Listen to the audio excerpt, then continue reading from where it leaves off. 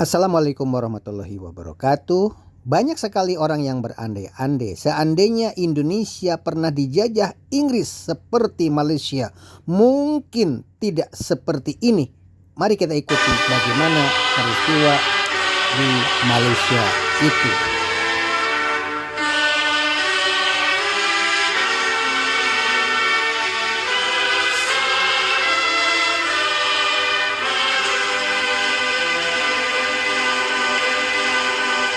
Banyak sekali orang Indonesia merasa iri dengan kemerdekaan Malaysia yang tidak menumpahkan darah seperti Indonesia.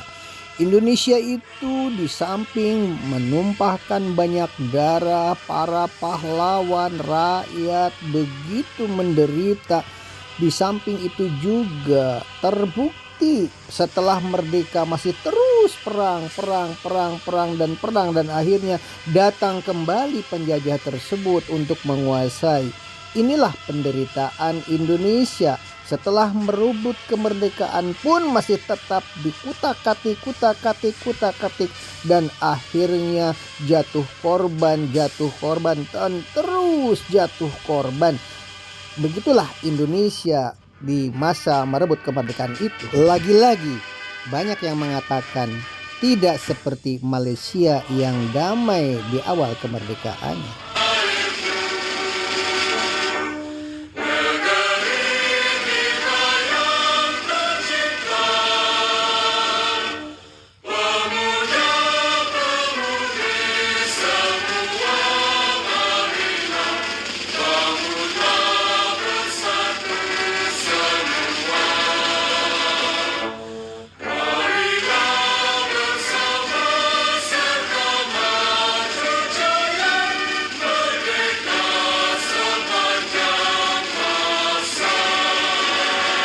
Itulah Malaysia yang merdekanya penuh dengan perdamaian tanpa pertumpahan darah seperti halnya di Indonesia.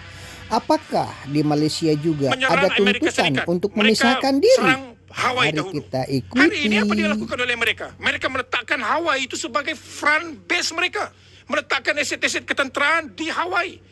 Jadi kenapa tidak dilakukan di Sabah? Apabila ada berlaku insiden-insiden pencolekan di pantai timur Sabah, di Semporna, di Lahad Datu, di Sandakan. Tapi sehingga ke hari ini kita tidak melihat kapal perang besar diletakkan di pantai timur Sabah. Itu yang sebenarnya kita ingin suarakan. Hari ini komitmen kita mau lihat. Hari ini rakyat Sabah marah dengan tindakan kerajaan persekutuan. Dan hari yang sama ini untuk makluman para rakan-rakan sidang media, saya dimaklumkan bahawa Dewan Undangan Negeri juga apabila Ketua Pembangkang Datuk Seri Syafiee mengusulkan isu yang sama juga ditolak oleh Dewan Undangan Negeri Sabah. Jadi itu yang kita agak sedih dan hairan. Apa sebab kerajaan pada hari ini terlalu takut sangat membincangkan isu tuntutan Sulu terhadap negeri Sabah ini, sedangkan realiti dan sejarahnya kita telah merdeka dan kemerdekaan kita itu telah tercatat di dalam Pertubuhan Bangsa-Bangsa Bersatu bahwa Sabah, Sarawak dan Semenanjung Malaysia telah bersetuju untuk membentuk Malaysia pada tahun 1963. Maknanya kita telah merdeka pada zahirnya. Jadi apa sebab waris Sulu dan kerajaan Filipina ini cuba mengganggu gugat kedaulatan kita dengan menuntut Sabah ini secara terbuka? Itulah kekecewaan kita pada hari ini. Jika bangsa Indonesia belajar dari nol sejak memerdekakan diri dari penjajah, tapi Malaysia justru startnya dari puncak. Wajar saja jika Indonesia sekarang juga belajar kepada Malaysia. Indonesia boleh bangga dengan bisa mempertahankan negara kesatuan Republik Indonesia atau negara NKRI hingga saat ini. Padahal setarnya sejak kemerdekaan begitu pahit, handai tolan berguguran. Tapi kini dari Sabang sampai Merauke tetap utuh. Inilah kebanggaan Indonesia.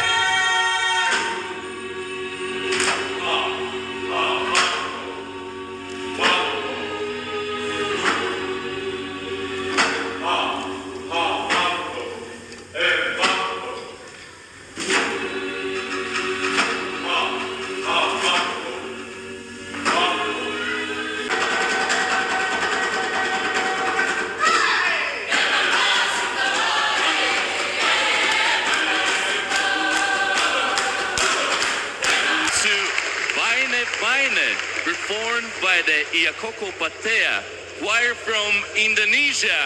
Ia Koko Patea Choir Nua Indonesias.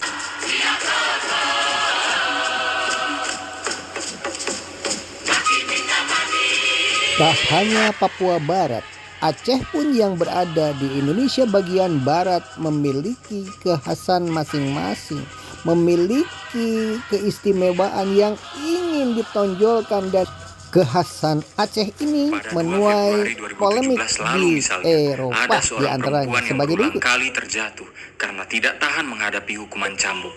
Perempuan tersebut mengalami syok dan harus mendapat perawatan kesehatan. Selain itu, ada perempuan lain juga yang dihukum penjara 1,6 tahun karena hamil. Tahun 2005 menandai berakhirnya konflik antara GAM dengan pemerintah Indonesia yang diikuti dengan lahirnya Undang-Undang Nomor 11 Tahun 2006 tentang Pemerintahan Aceh.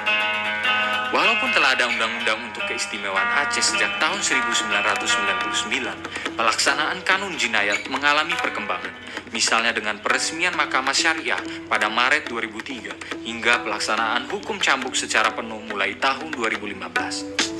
Maka, mulailah kita menyaksikan berbagai aturan syariat diterapkan di Aceh, misalnya larangan berpakaian ketat bagi perempuan, larangan memboncengi perempuan yang bukan muhrim, dan berbagai aturan lainnya. Pelaksanaan kanun jinayat ini memang mendatangkan pro dan kontra. Terkait desakan untuk kembali mengkaji kanun jinayat, banyak akademisi dan cendekiawan Aceh mengatakan bahwa menjalankan syariat Islam adalah hak asasi bagi umat Islam. Kanun jinayat juga hanya berlaku bagi pemeluk Islam di Aceh dan tidak berlaku untuk kaum non-muslim maupun umat muslim di luar Aceh. Dengan alasan pelanggaran terhadap hak asasi manusia, bangsa lain kadang-kadang berupaya untuk masuk ke dalam Indonesia, mengobok-obok tatanan yang sudah ada atas dasar kemanusiaan sebagai alasannya. Bahkan aturan di sekolah pun guru tidak bisa berbuat banyak karena dianggap melanggar hak asasi manusia.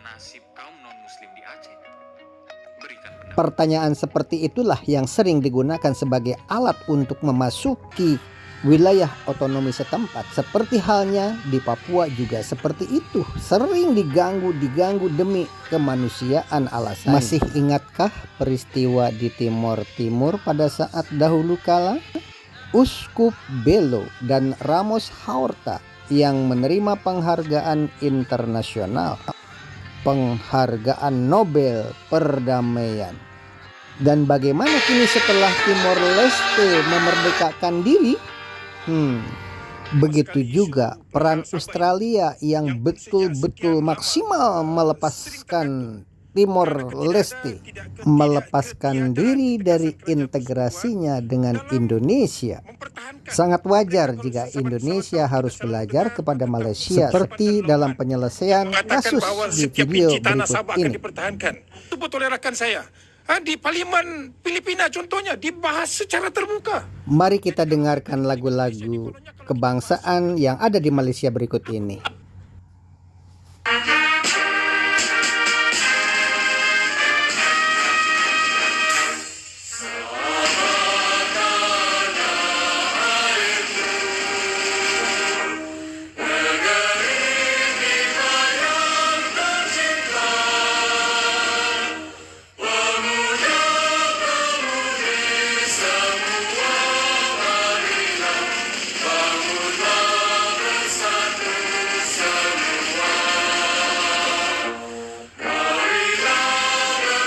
Begitu juga dengan lagu kebangsaan lainnya seperti yang akan kita dengar berikut ini dan layak kita tiru untuk Indonesia. Boleh memiliki lagu-lagu kebangsaan masing-masing.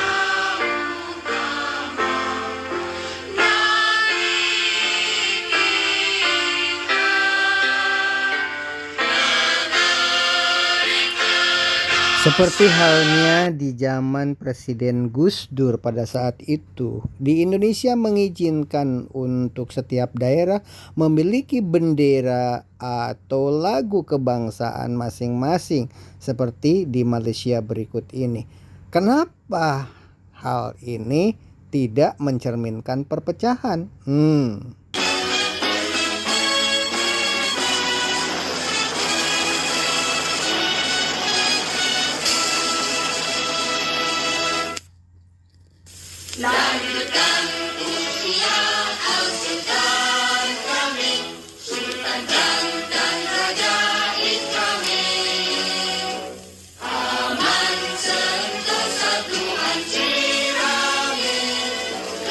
Berkompetisi antar suku tampaknya baik juga jika kita pelihara.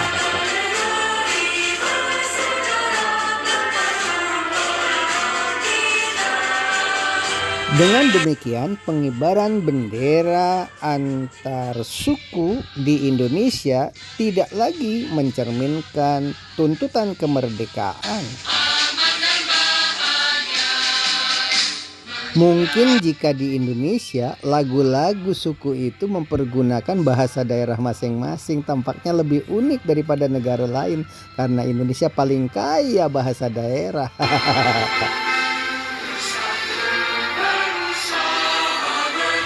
Iringan musik lagu kebangsaan daerah masing-masing mungkin bisa pakai degung, pakai angklung, pakai kecapi, pakai apa saja yang ada di daerah masing-masing.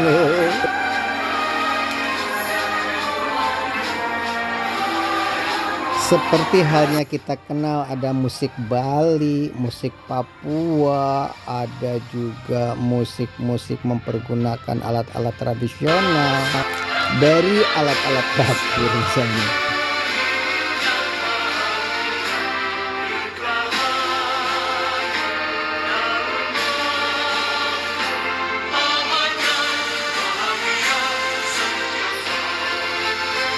Dengan demikian diharapkan budaya dan bahasa daerah semakin terpelihara.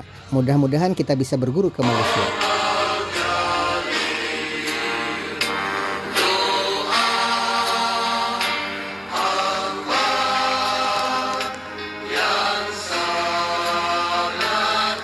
Indonesia juga boleh bangga sebab di Indonesia setiap suku bangsa lain tidak mendirikan sekolah masing-masing tetapi harus masuk di sekolah Indonesia.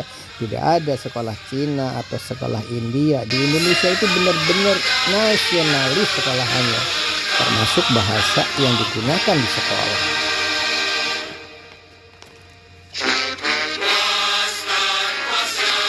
Sekolah di Indonesia boleh dianggap unggul karena bisa mempersatukan seluruh bangsa-bangsa apapun yang ada di dalamnya.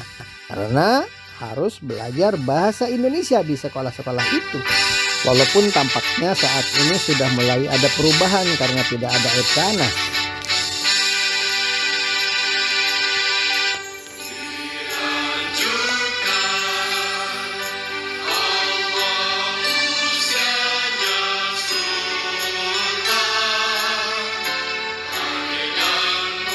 Paling tidak, bangsa Indonesia bisa belajar dari Malaysia yang merdekanya begitu mudah dan setar untuk kemajuannya berawal dari puncak kejayaan, tidak seperti Indonesia bergerak dari nol.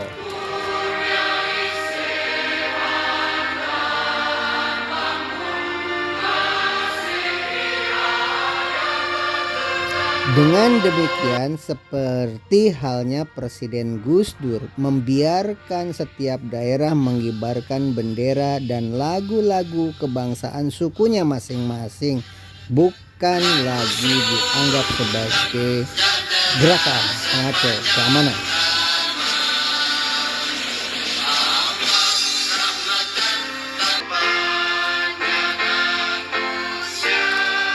Memang hukum harus ditegakkan, yang salah harus diadili.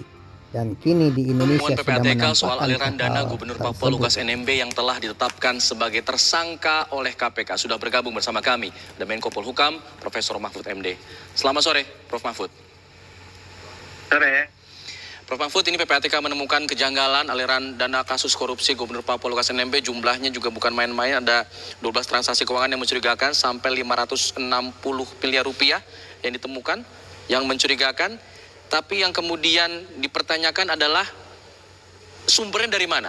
Uang sebesar ini dimiliki oleh seorang Lukas NMB. Gini, yang menemukan dana-dana yang Keadilan dan mencurigakan. kesejahteraan inilah yang harus diperjuangkan di Indonesia.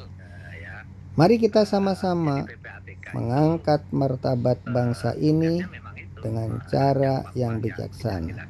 Saling menghargai terhadap suku-suku yang ada di Indonesia dan negara tetangga sekalipun. berguru kepada Malaysia, kenapa tidak?